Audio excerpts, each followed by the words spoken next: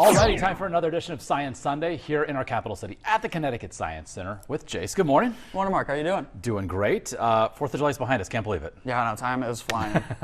So let's talk about what you have set up for us today. Yeah, so we are going to be talking about compasses. And in fact, I thought we could make our own little at-home compass right now. Okay. So the way compasses work is they point to the direction we're currently facing. So this compass we have right here, facing our audience at home, we're pointing south right now. Okay. And that's due to the poles of the Earth. The Earth has our magnetic field, and we have a north and a south pole. So the way compasses work is they align with that north and south pole and show which direction we're going.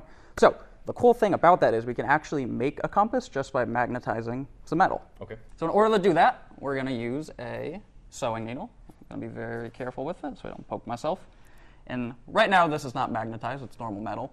But if we take something as simple as a magnet, and I just run this along the needle, I'm going to do it 20 times. That is going to magnetize it, which essentially means it just gets magnetic. It'll get some attractive forces. Okay. 6, 8, 9, 10, 11, 12, 13, 14, 15, 16, 17, 18, 19, 20. Perfect. Right.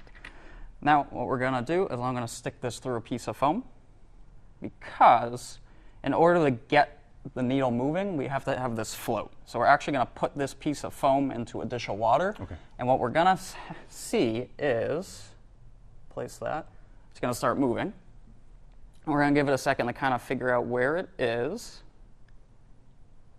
And as we can start to see as it moves and it floats around, that needle is going to point to north.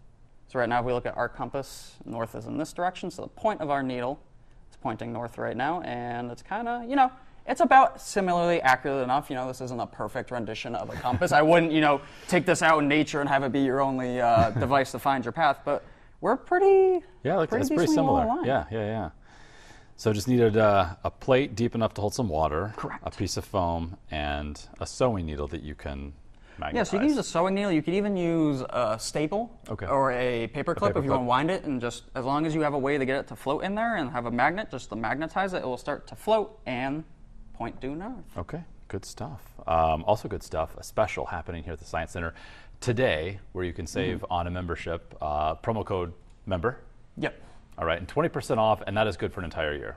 Yep, so membership will be good for an entire year. Unfortunately, we don't have a free summer program happening this year, but if you do get a membership, you get to come free for the entire year. And the more you come, the less each visit costs. I mean, some simple math. So, yeah, it works out. And so much to come and see here at the Science Center, always evolving, new exhibitions in the traveling space, and the stuff that you have here always evolving and changing. Yep, we'll always have new exhibits coming in and out. We'll always have some live science up on the floor. It's always something cool to come check out. Wonderful, good stuff. Jace, thank you so much. And of course, we'll see you for another edition of Science Sunday next weekend.